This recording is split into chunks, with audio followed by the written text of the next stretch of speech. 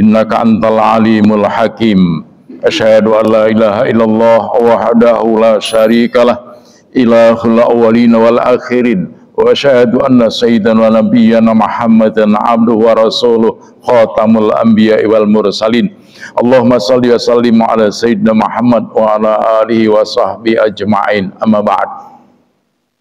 Para bapak, para ibu dan saudara-saudara sekalian jamaah salat subuh Masjid Nurul Islam yang berbahagia, alhamdulillah, puji syukur kita panjatkan kepada Allah Subhanahu wa taala karena sampai detik ini kita semua berada dalam keadaan sehat walafiat sehingga dapat mengikuti salat subuh secara berjamaah. Bapak, Ibu, dan saudara-saudara sekalian yang berbahagia, kajian kita untuk kuliah subuh pada pagi hari ini adalah kitab Hamdillahi ta'ala wa syukrihi. Jadi kita akan membahas bab ujian kepada Allah dan bersyukur kepadanya. Jadi bab ujian kepada Allah dan bersyukur kepadanya. Bapak, Ibu, dan saudara-saudara sekalian, pujian kepada Allah Subhanahu wa taala merupakan wujud daripada rasa syukur kita kepada Allah Subhanahu wa taala. Oleh karena itulah makanya kalau kita jadi hamba yang banyak bersyukur, ya, berarti kita adalah hamba yang banyak memuji kepada Allah Subhanahu wa taala.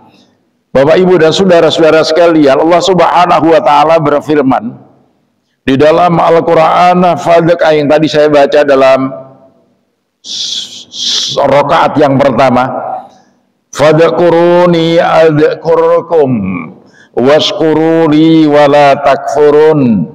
Oleh karena itu bersyukurlah kamu kepadaku, tentu aku akan ingat. Ingatlah kepadaku, tentu aku akan ingat kepadamu. Washkuruli, dan bersyukurlah kepadaku, wala takfurun, jangan kamu kufur. Jadi kalau kita ingat kepada Allah, Allah juga akan ingat pada kita. Tapi kalau kita nggak ingat pada Allah, Allah juga akan melupakan kita. Makanya, ingatlah kepadaku, ya, pasti aku akan ingat kepadamu. Bersyukurlah kepadaku, jangan kamu kufur. Wa qala ta'ala la in syakartum la azidannakum wa la in kafartum inna adzabi lasyadid. Jika kamu syukur pasti akan kutambah nikmatku, tapi kalau kamu kufur sungguh siksaku itu amat pedih. Wa qala ta'ala wa qulil hamdulillah, dan katakanlah alhamdulillah. Nah, ini semuanya ada dalam Al-Quran. Wa qala ta'ala wa akhiru da'wahum anilhamdulillahi rabbil alamin, dan akhir doa-doa mereka adalah dengan mengucapkan alhamdulillahi rabbil alamin.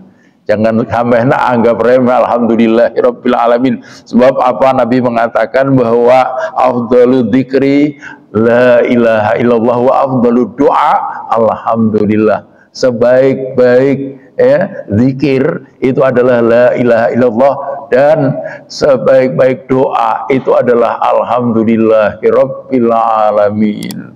Insyaallah. Bapak, Ibu, dan saudara-saudara sekalian,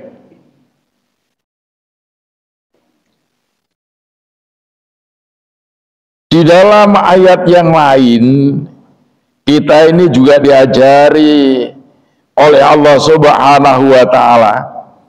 Ini berkaitan dengan apa yang dialami oleh Nabi Allah Sulaiman. Kita kenal bahwa Nabi Sulaiman itu kan dikenal sebagai seorang nabi yang kaya raya. Ya, kaya raya. Dia tahu segala macam bahasanya binatang.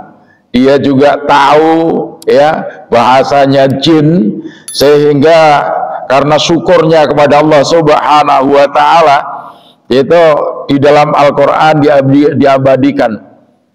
Rabbi auzi'ni an ashkura ni'matakallati an'amta alayya wa ala walidayya wa an a'mala salihan tardahu wa adkhilni birahmatika fi ibadikas salihin. Ya, itu yang Quran surat An-Naml ayat 19. Sementara dalam Quran surat Al-Ahqaf ayat 15 itu mirip.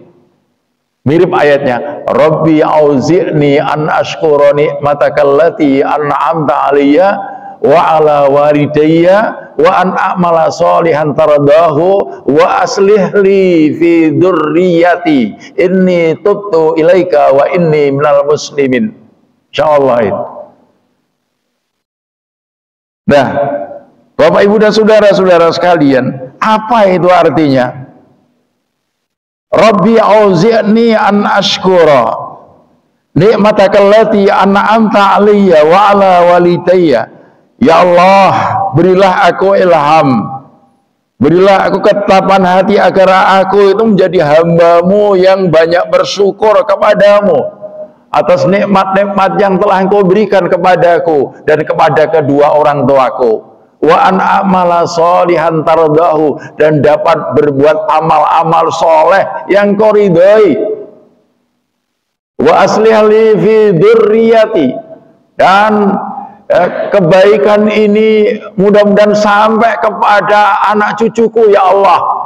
Inni tubtu ilaika, sungguhnya aku bertaubat kepadamu, wa inni minal muslimin, dan aku termasuk golongannya orang-orang yang muslim, yang berserah diri kepada Allah Subhanahu wa ta'ala. Jadi ndonga untuk supaya kita banyak bersyukur ya atas nikmat yang diberikan oleh Allah kepada kita, termasuk nikmat yang diberikan kepada kedua orang tua kita.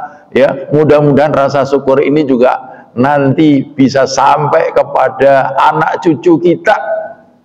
Kita kan berharap begitu, karena memang perintahnya Allah dalam Al-Quran, ya ayyuhalladzina amanu qu anfusakum wa ahlikum naro, wahai orang-orang yang beriman, ya jagalah dirimu dan keluargamu daripada siksa api neraka. Ini kan nyangkut semua yang menjadi tanggungan kita, ya. Kita sendiri, istri, anak-anak, ya, cucu-cucu itu kita doakan semua dengan harapan supaya apa? Kita menjadi hamba-hambanya yang banyak bersyukur kepada Allah Subhanahu wa ta'ala. Makanya ayat yang satunya, Rabbi auzi'ni an ashkura ni'mataka allati an'amta alayya wa ala walidayya wa an a'mala sholihan tardahu.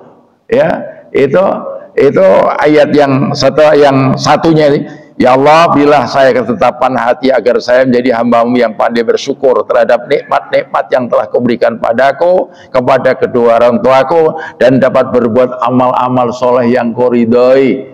Ya, wa adkhilni fi ibadika wa adkhilni fi ibadika sholihin, dan masukkanlah aku ke dalam golongannya hamba-Mu yang soleh. Insyaallah. Karena kalau sampean jadi hamba Allah yang soleh, insya Allah sampean itu setiap saat itu oleh dungane saudara-saudara kita kaum muslimin seluruh dunia. Karena mereka apa? Setiap kali mereka sholat selalu berdoa. Ya, waktu baca tahiyat itu kan, tahiyatul mubarakatus salawatut thayyibatu lillah, assalamu alayka ayyuhan nabiyyu wa rahmatullahi wa barakatuh, assalamu alayna wa ala ibadillahis sholihin. Lu ada doa di sini. Tapi syaratnya sampean dadi wong soleh, masuk dalam doa ini. Nek sampean enggak soleh ya enggak akan masuk dalam doa itu.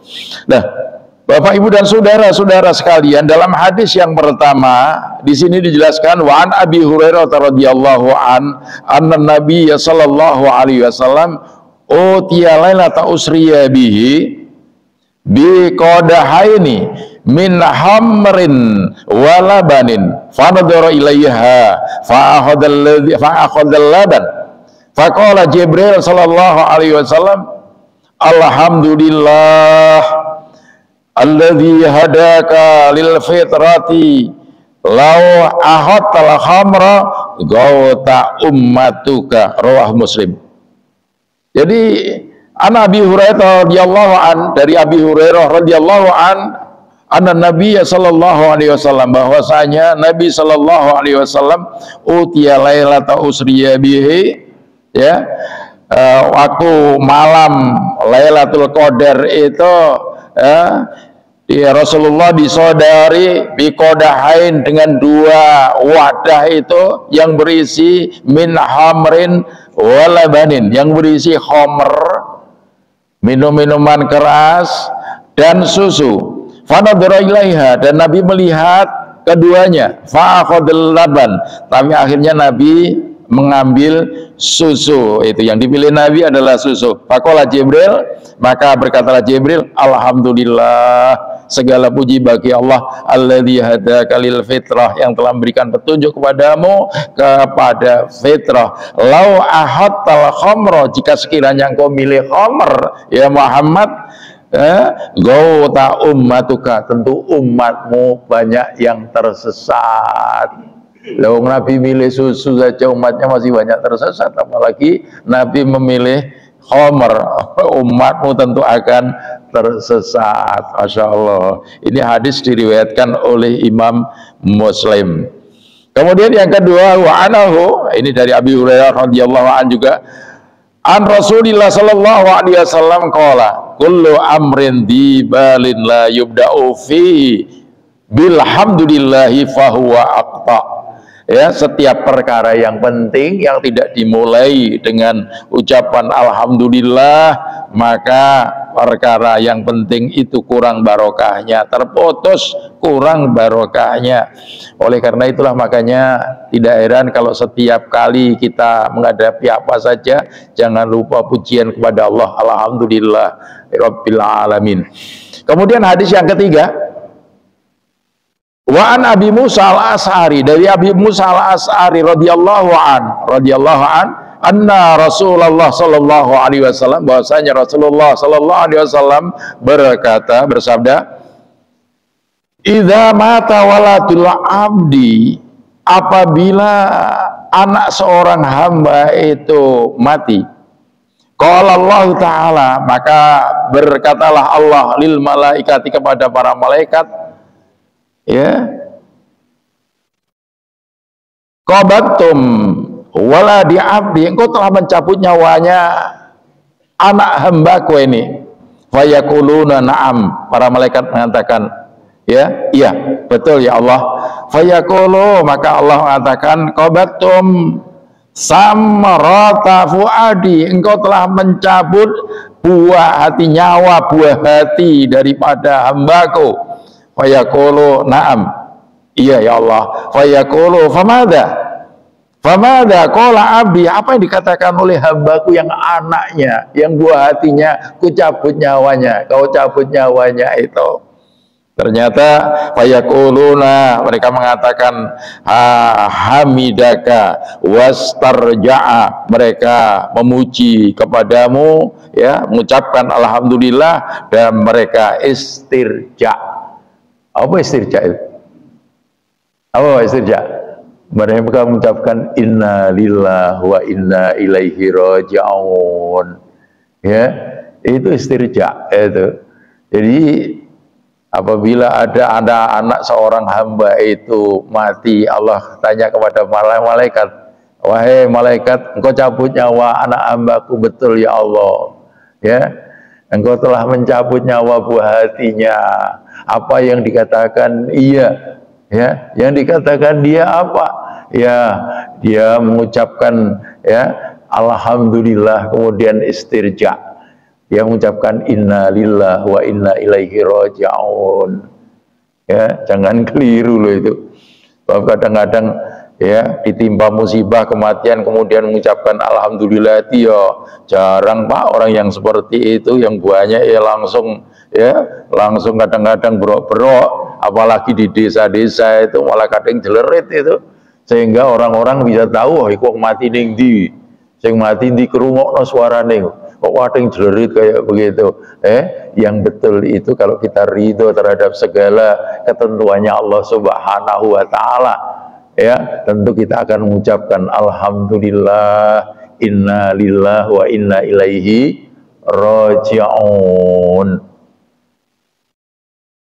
Kayak begitu.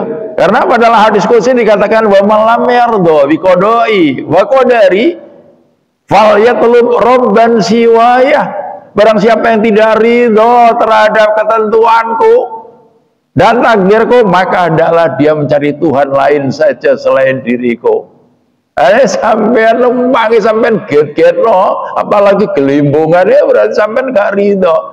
Ya, ini memang pernah terjadi di zaman Rasulullah. Ketika anaknya yang bernama Ibrahim itu meninggal, Rasulullah diberitahu, ya Rasul, karena pada saat itu Rasul sedang memberikan kajian tentang ilmu anak panjenengan yang bernama Ibrahim itu. Ya, alhamdulillah, inna lillahi wa inna ilaihi raji'un. Tapi Nabi sempat melelehkan air mata. Ya Rasul, engkau mengajari kami supaya kami tidak menangis, tapi kenapa engkau sampai melelehkan air mata seperti ini? Keluar air mata seperti ini, pulih. Yang tidak boleh itu, yang keterlaluan itu tidak boleh. Kalau sampean misalnya sampai keluar air mata, ya, tapi sampean mengucapkan alhamdulillah, innalillahi wa inna ilaihi raji'un, berarti sampean hatinya lembut. Kita ini yang gampang menangis itu menunjukkan kelembutan hati kita. Gak iso nangis, ono apa ora iso nangis, pancen keras hatine sampean. Kadang-kadang kita ada itu. Ya, ada yang punya anak sing kau perasa kayak ngono, ada yang saya itu tidak bisa menangis dalam kondisi bagaimana, nggak bisa nangis, jadi keras hati ini sampean. Kalau hati sampean lembut itu biasanya orang gampang melelehkan air mata. Nah, Bapak Ibu dan saudara-saudara sekalian yang berbahagia, kemudian hadis yang keempat, wa ana Anas radhiyallahu anhu. Dari Anas radhiyallahu an, ia berkata, qala Rasulullah sallallahu alaihi wasallam, innallaha la yarda 'anil 'abdi ya'kulul aklata fayahmadu 'alaiha wa yasrabu syarbata fayahmaduhu 'alaiha. Allah, sungguhnya Allah benar-benar ridho terhadap hambanya yang apabila dia makan, dia mengucapkan alhamdulillah, dia minum juga dia mengucapkan alhamdulillah. Ya Allah suka. Jadi jangan dianggap remeh ucapan alhamdulillahirabbil alamin. Makanya kalau di daerah saya dulu dekat pondok saya, masuk kiai saya, karena apa, kita ngajinya juga mencar-mencar, kadang-kadang pada kiai yang punya pondok yang kita tempati, kadang-kadang di pondok yang lain itu ada nama kiai itu Kiai Syahid, ya, disebut-sebut Mbah Syahid di Kemadu, Sulang, Rembang. Beliau itu Masya Allah seorang waliullah. Beliau itu ya, kalau ya pondoknya besar, santrinya banyak, tapi pondoknya tidak ada namanya. Wong biyen-biyen kan gitu lah. Punya pondok pesantren itu yang seringkali yang terkenal nama desanya. Makanya pondok Tebu Ireng, pondok Joso, pondok Termas. Orang dulu kayak gitu. Kalau zaman sekarang kan orang-orang mentereng, punya pondok namanya dulu yang mentereng. Dulu orang-orang tidak karena keikhlasannya mereka. Seperti Mbak Syahid tadi, punya pondok besar, santrinya banyak, padahal setiap tamu yang datang berkunjung ke tempatnya tidak boleh pulang dulu sebelum makan kalau memang tamunya tidak puasa. Masya Allah itu. Sampai yang namanya pelukis dan harta itu bawa rombongan 2 bis jam 11 malam sampai sana, tidak ada pemberitahuan. Tapi begitu datang tidak berapa lama, makanan itu sudah tersaji dengan baik. Katanya beliau seperti restoran cepat saji, padahal kita tidak memberitahukan sebelumnya. Nah itu yang namanya Bapak Kiai Bisri Mustafa, abahnya Gus Mus, itu kan terkenal ini kiai ini, ulama penulis tafsir Al-Ibris, tafsir bahasa Jawa, Bapak Gus Mus itu, ya. Bapaknya Gus Mus itu, jadi dia penulis tafsir bahasa Jawa, tafsir Al-Ibris. Itu kalau sowan ketemannya Mbah Hamid Pasuruan, Kiai Abdul Hamid Pasuruan, ya, yang terkenal orang yang alim, beliau juga waliullah yang terkenal itu. Itu kalau nggak bawa ke sana, nggak bawa Pak Kiai Syahid itu disuruh pulang. Mana Syahid nggak kamu bawa? Mboten Mbah, boleh kon. Akhirnya pulang. Begitu pulang, mampir ke temannya ya Syahid, aku dikongkon balik karo Mbah Hamid Pasuruan, nek gak gowa mayo rono saiki. Ya, itu ke sana. Masya Allah, itu kayak begitu. Makanya di saat Kiai Bisri Mustafa Rembang itu, pada saat itu menjabat anggota DPR Pusat. Saya masih ada di sana, Pak. Menjabat anggota DPR Pusat, dia kan memang balik yang kondang pada saat itu. Di samping penulis kitab yang handal. Itu sakit habis kampanye di Solo pada saat itu. Pulang, perutnya sakit. Habis itu, ya ada Pak Yai Bukhari, itu Kiai tempat saya.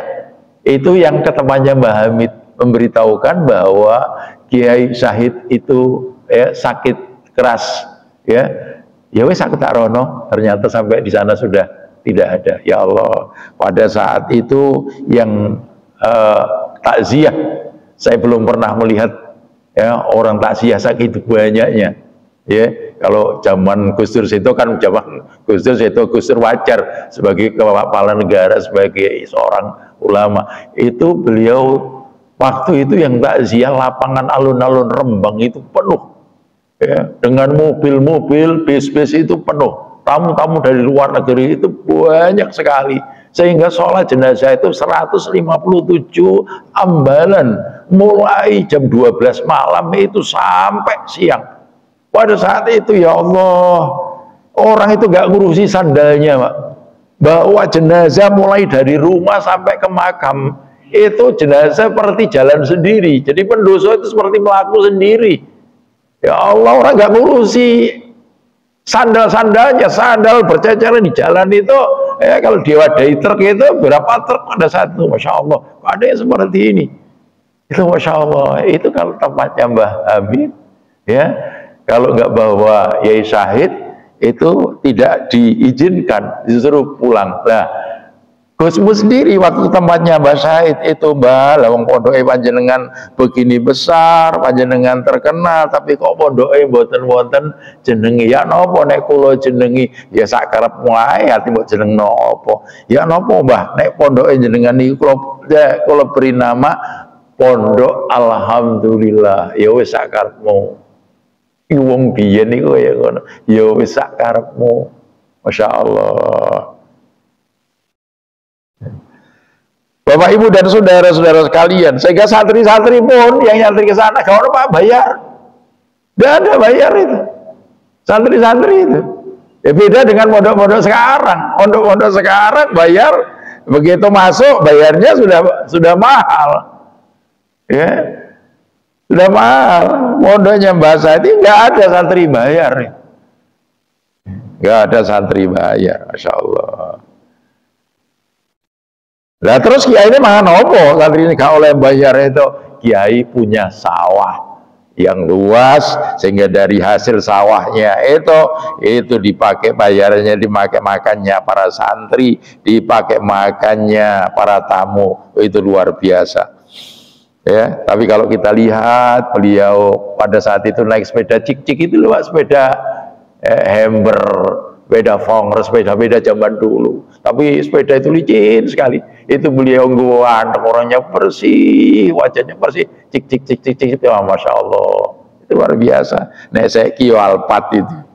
Ya, Bapak Ibu dan saudara-saudara sekalian yang berbahagia, makanya jangan heran sampean, kenapa sih kiai-kiai di pondok pesantren itu kok selalu berharap kapan dikongkon karo kiai. Tapi murid-murid di sekolah ya gak ngira ate arep kapan dikongkon karo gurune, ngerti dikongkon karo gurune melayu nyingkir. Ayo kira-kira apa, Pak? Ayo bedanya apa? Kenapa santri-santri dulu itu Arab dikongkon karo kiai ini, dikongkon kiai itu seneng luar biasa. Tapi murid-murid sekarang ada di sekolah-sekolah gak Arab kapan dikongkon guru nih, malah ngerti nanti dikongkon guru nih nyingkir. Wahyu tidak dikongkon. Ya mungkin kalau saya ditanya itu saya akan katakan karena kadar ikhlasnya berbeda. Ya, kadar ikhlas ini yang biasanya mancep dalam hatinya para santri. Itu luar biasa. Bapak Ibu dan saudara-saudara sekalian yang berbahagia, syukur itu sendiri apa sih sebetulnya? Profesor Dr. Mahmud Saltut, mantan Syekhul Azhar, beliau mengatakan bahwa asyukru sarful abdi jami'a ma alaihi li ajlih. Syukur itu adalah mendaya gunakan semua nikmat yang telah diberikan oleh Allah Subhanahu wa taala di jalan yang baik dan benar semata-mata untuk mencari ridhonya Allah Subhanahu wa taala. Itu syukur. Ya, sedangkan Profesor Dr. Mahmud Saltut, sedangkan Profesor Dr. Quraisy Shihab, yang disyukuri itu kan nikmat. Nikmat itu apa? Nikmat itu segala kelebihan yang dimiliki oleh manusia dari modal dasarnya. Itu nikmat. Nah, sampean kalau jujur, sebetulnya manusia itu punya modal dasar apa? Ayo Pak, sampean punya modal dasar apa sebagai manusia? Kan nggak punya modal dasar apa-apa, ya, nggak punya modal ada apa-apa. Makanya kalau dalam Al-Quran dikatakan hal ata alal insani ainum minan dahri lam yakun syai'am madhkura. Bukankah telah datang kepada manusia suatu saat, suatu masa yang pada saat itu ia belum bisa dikatakan apa-apa.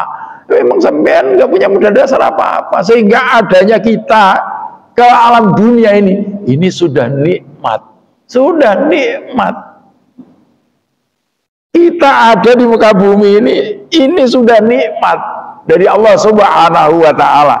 Sementara kalau sampean tahu dalam Al-Qur'an dikatakan wallahu akhrajakum mim butuni ummahatikum la ta'lamuna syai'a wa ja'ala lakumus sam'a wal absara wal afidah la'allakum tashkurun. Nah, ini kembali pada ayat-ayat tentang syukur. Wallahu akhrajakum min butuni ummahatikum. Allah mengeluarkan kamu dari perut ibumu. Kamu itu loh tidak ngerti apa-apa, kamu juga nggak bawa apa-apa, sehelai kain pun kamu nggak bawa, ya. Kemudian Allah apa? Allah menciptakan pendengaran, penglihatan dan hati berfungsi la'allakum tashkur, agar kamu jadi hamba yang banyak bersyukur kepada Allah Subhanahu wa ta'ala. Gara-gara pendengaran, penglihatan dan hati berfungsi, akhirnya kita bisa hidup seperti sekarang, tinggal di perumahan sampean juga perumahan yang bagus-bagus. Ini kan nikmat Allah yang besar yang dilimpahkan buat kita, ya. Oleh karena itulah makanya cara syukur itu sendiri menurut Imam Ghazali itu kan ada 3. Yang pertama adalah dengan ilmu, yang kedua adalah dengan keadaan, yang kedua adalah keadaan, ya. Yang kali itu unsur syukur itu kalau menurut Imam Ghazali itu 3. Pertama itu ilmu, yang kedua keadaan, yang ketiga itu amal. Yang dimaksudkan dengan ilmu, kita tahu nikmat yang kita syukuri itu berupa apa. Dan nikmat itu datang dari mana? Ini yang seringkali manusia lupa. Nikmat yang kita syukuri itu berupa apa? Dan nikmat itu datang dari mana? Dari Allah Subhanahu wa ta'ala. Yang kedua adalah keadaan. Keadaan apa? Keadaan gembira. Lantaran kita mendapatkan nikmatnya Allah Subhanahu wa ta'ala. Kita senang Pak oleh nikmati Gusti Allah, ya. Gimana sih kita melahirkan rasa senang itu? Ya jangan sampai senang yang lupa daratan. Ada orang senang tapi lupa daratan, akhirnya nggak jadi senang, tapi lama-lama kadang-kadang melanggar syariat daripada Allah Subhanahu wa ta'ala. Jangan sampai itu terjadi. Makanya kalau dalam Al-Quran surat An-Nasr dikatakan idza jaa nasrullahi wal fath wa ra'aitan nasa yadkhuluna fi dinillah afwaja fasabbih bihamdi rabbika wastaghfir innahu kana tawwaba. Idza jaa nasrullahi wal fath, apabila telah datang, ya, pertolongan Allah, wal fath, dan kemenangan. Wa ra'aitan nasa yadkhuluna fi dinillahi afwaja, dan manusia, ya, melihat manusia berbondong-bondong untuk masuk Islam. Fasabbih bihamdi rabbika wastaghfir, maka bertasbihlah kepada Allah, kepada Tuhanmu, dan mohon ampunlah kepada Tuhanmu. innahu kana tawwaba, sungguhnya dia itu maha menerima taubat daripada hamba-hambanya. Bapak Ibu dan saudara-saudara sekalian, kita ini kan usia semakin bertambah, tambah tuwek, tambah tuwek, tambah tuwek, tenaga kita semakin berkurang, berkurang sedikit, berkurang sedikit, berkurang sedikit. Kalau sampai tahu, Kanjeng Nabi itu setelah turunnya, ini cerita dari Aisyah, istri kinasihnya Kanjeng Nabi. Kanjeng Nabi itu begitu turun Quran surat An-Nasr tadi, idza jaa nasrullahi wal fatih, setelah turun itu setiap kali sholat, Kanjeng Nabi itu rukuk dan sujudnya itu yang dibaca apa? Selama ini kan kita sering baca subhana rabbiyal azim wa bihamdi kalau rukuk kan. Kalau sujud kita baca subhana rabbiyal a'la wa bihamdi. Tapi Nabi setelah turunnya idza jaa nasrullahi wal fatah itu, ya, itu setiap rukuk dan sujudnya selalu bertasbih kepada Allah untuk, ya, dan memuji Allah serta mohon ampun kepada Allah Subhanahu wa ta'ala. Waktu rukuk Kanjeng Nabi baca subhanakallahumma rabbana wa bihamdika Allahumma gfirli. Ada yang begitu. Satu. Ada yang subhanakallahumma wa bihamdika astaghfiruka wa atubu ilaih. Dua. Ada subhanakallahumma wa bihamdika astaghfirullah wa atubu ilaih. Tiga. Jadi setelah turunnya itu Rasulullah kalau rukuk sujud bacanya itu. Nah sekarang sampean misalnya gimana Ustaz kalau misalnya ditambah subhana rabbiyal azim wa bihamdi 3 kali? Nah kalau sholat sendiri loh, ya, kalau sholat jamaah ya jangan sampean jadi imam suwe-suwe jamaah yang gerundel. Tapi kalau sampean sholat sendiri misalnya subhana rabbiyal azim wa bihamdi 3 kali ditambah subhanakallahumma rabbana wa bihamdika astaghfiruka wa atubu ilaih. Boleh. Apa itu artinya? Subhanakallahumma rabbana, ya, maha suci engkau ya Allah, ya Tuhanku, segala puji bagimu, astaghfiruka wa atubu ilaik, saya mohon ampun kepadamu dan saya bertobat kepadamu ya Allah. Jadi intinya itu banyak tasbih, banyak pujian kepada Allah, banyak istighfar. Ini di kitab ini ada. Saya baca apa yang sebaiknya dilakukan oleh manusia tambah usia, banyak bertasbih, banyak memuji Allah, banyak beristighfar, banyak sholawat. Banyak sholawat. Kok banyak sholawat Ustaz? Ingat dalam Quran surat Al-Anfal ayat 33, wa ma kana Allahu liyu'adzibahum wa anta fihim wa ma kana Allahu mu'adzibahum wa hum yastaghfirun. Artinya apa? Wa ma kana Allahu liyu'adzibahum wa anta fihim. Allah tidak akan menyiksa mereka ya Muhammad selagi engkau berada di tengah-tengah mereka. Itu berarti selawat. Wa ma kana Allahu mu'adzibahum wa hum yastaghfirun. Dan Allah tidak akan menyiksa mereka selagi mereka beristighfar kepada Allah Subhanahu wa ta'ala. Tambah tua, ya. Ya semuanya itu merasakan begitu. Saya yang sekarang 66 tahun, ya, kalau dibandingkan usianya Kanjeng Nabi, usianya Abu Bakar, usianya Umar yang sama-sama 63 tahun, berarti sudah lebih 3 tahun.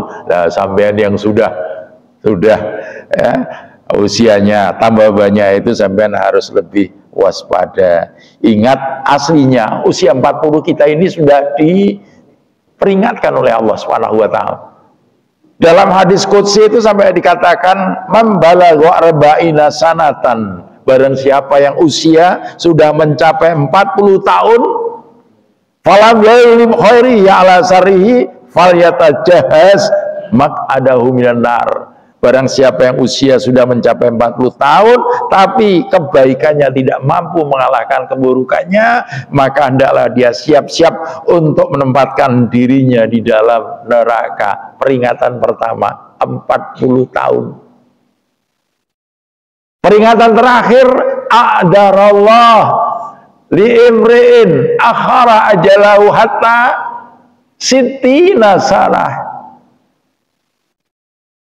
Allah tidak akan terima alasan apapun kalau orang sudah dipanjangkan umurnya oleh Allah Subhanahu wa taala sampai mencapai 60 tahun. Ternyata kok tidak ada ketaatan kepada Allah Subhanahu wa taala.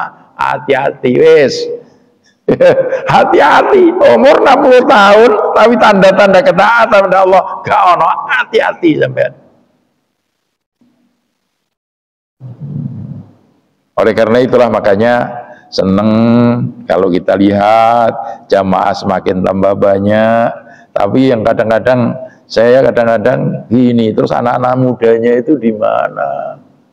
Ini loh, kok jamaah masjid yang banyak isinya orang-orang tua, paling anak-anak muda benda kalau Jumat aja Ustadz, anak-anak muda juga datang. Iya, tapi masuk seminggu sekali. Ya, oleh karena itulah makanya remaja masjid itu kalau bisa ya berdiri dengan baik dan berfungsi dengan baik. Saya ingat Al-Falah Surabaya. Al-Falah Surabaya itu dulu remaja masjidnya itu dari mana-mana, bukan dari daerah sekitar Al-Falah. Kalau sekitar Al-Falah malah Darmo Kali, Darmo Rejo itu gak kena diharap. Ya, gak kena diharap. Remaja masjidnya Al-Falah itu dari mana-mana. Mereka sekolah di mana-mana, mereka kuliah di mana-mana. Ada yang di IAIN, ada yang di UNER, ada yang di UNESA, ada yang di mana itu? Ada yang di ini depan kita ya, UPN, ada yang di mana-mana mereka kuliah. Ya, akhirnya mereka dia bisa mewarnai kehidupan masyarakat. Karena apa? Ya karena memang waktu remajanya mereka aktif sebagai remaja masjid, sehingga basicnya, dasar ilmunya itu adalah ilmu agama. Saya lihat sampai Al-Falah Tropodo, ya, Al-Falah Tropodo, Darussalam, kemudian masjid, kemudian sekolah Miftahul Jannah yang ada Pelki. Itu saya lihat, itu ternyata konsultannya itu dulu adalah anak-anak remaja dari Al-Falah. Akhirnya bisa melahirkan sekolahan-sekolahan yang memang kualitasnya bagus. Bapak, Ibu, dan saudara-saudara sekalian yang berbahagia, jadi yang ketiga katanya Imam Ghazali, unsur syukur yang ketiga itu adalah amal. Maksudnya apa? Menggunakan nikmat Allah itu dengan cara yang baik, yang benar, sesuai dengan yang dikehendaki oleh Allah Subhanahu wa ta'ala. Kalau umum Pak, syukur ini kan ada tiga, ya. Syukur bil lisan, syukur dengan lisan, alhamdulillah. Syukur dengan hati, bil qalbi, syukur dengan hati, semakin dekat dengan Allah. Misalnya dengan apa? Dengan sujud syukur. Itu bersyukur dengan hati. Sementara yang ketiga adalah syukur dengan perbuatan. Ya, syukur dengan perbuatan yang menggunakan nikmat itu dengan cara yang baik dan benar, sesuai dengan yang dikehendaki oleh Allah Subhanahu wa ta'ala. Makanya itu yang harus ditanyakan pada diri masing-masing, apakah cara bersyukur kita ini kepada Allah sudah benar atau belum. Itu loh, sudah benar atau belum. Itu harus selalu kita koreksi Pak. Kalau nggak gitu, yang namanya setan itu akan selalu ikut bersama kita dalam setiap kegiatan yang kita lakukan. Sampean ate opo ae, setan ikut. Sampean mau wudhu, setan ikut menggoda sampean dengan cara was-was dalam berwudhu. Sampean begitu mulai mau sholat, setan ikut sampean dengan menggoda sampean supaya ketika sampean sholat tidak bisa khusyuk. Sampean ating lakoni opo, setan ikut ambil bagian, tapi jangan khawatir. Di samping sampean juga ada malaikat raqib dan atid. ya, malaikat raqib. Dan jadi sampean di samping ada setan sebelah kiri sampean, sebelah kanan sampean itu malaikat yang selalu bisiki ke jalan yang benar. Tinggal antara setan dengan malaikat itu yang sampean menangkan bisikannya siapa. Kalau bisikannya malaikat yang menang, sampean akan selalu dituntun ke jalan yang baik dan benar. Tapi kalau bisikan setan yang muncul, sampean akan digiring ke hal yang menyesatkan. Itulah sebabnya maka ya, kenapa Imam Ghazali mengatakan kalau sampean mau sholat jangan lupa sebelum sampean takbir itu sampean baca Quran surat An-Nas. Qul a'udzu birabbin nas, malikin nas, ilahin nas, min syarril waswasil khannas, alladzi waswisu fi sudurin nas, minal jinnati wan nas. Supaya sampean dalam sholat itu bisa khusyuk, supaya sampean dalam sholat itu gak digoda oleh setan. Jangan lawaran aja, Pak, sampean ya. Itu kayak begitu. Ya, barangkali ada pertanyaan, monggo.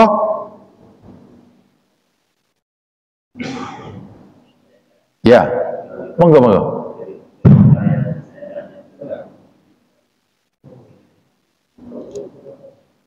Monggo, Pak. Saya ingin baca. Jadi kalau ada ceramah di sini mungkin jadi yang saya awal yang saya baca adalah pada saat manusia diciptakan, Nabi Adam Allah kan mengadakan bacaan kepada itu. Pertama katanya adalah Alhamdulillah. Jadi berdasarkan Allah Nabi Adam dimasukkan Allah. Begitu sampai dari rombongan, kata pertama adalah Alhamdulillah. Iya. Jadi sebenarnya itu Allah memulai kita selalu bersyukur. Itu bunyinya saya rasa bersyukur aja itu sudah aman. Bersyukur pada apa yang Allah perintahkan kita kerjakan.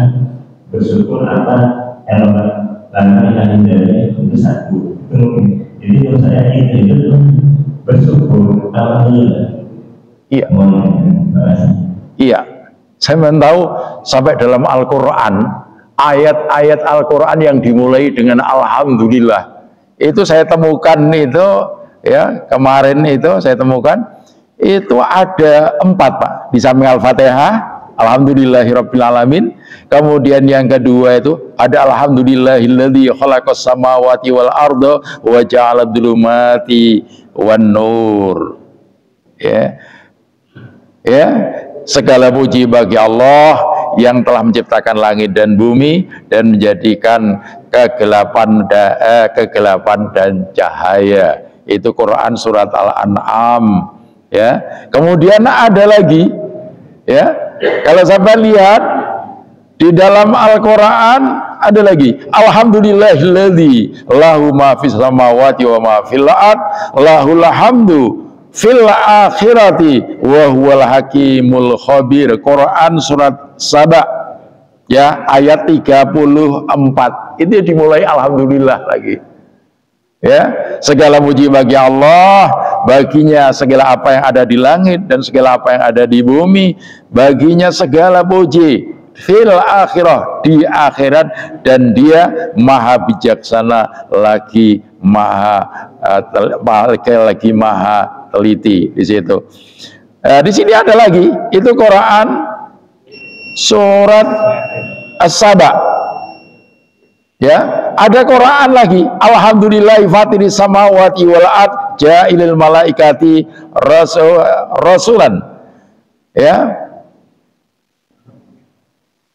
di sini segala puji bagi Allah yang menciptakan segala apa yang ada di langit dan segala apa yang ada di bumi, ja'ilil malaikati rasulan, dan menjadikan malaikat itu sebagai utusan.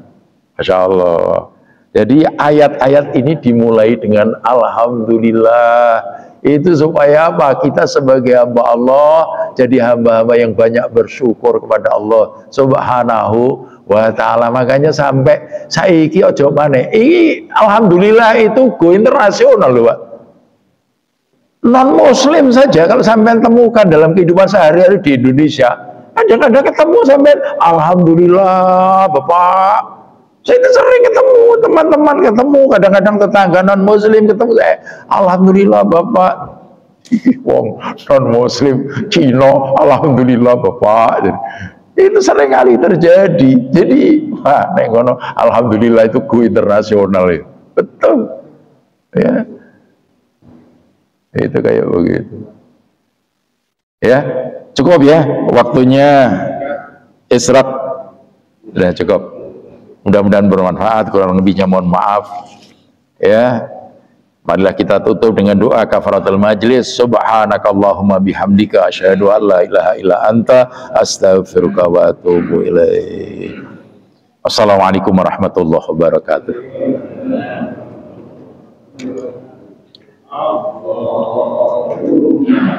Salli ala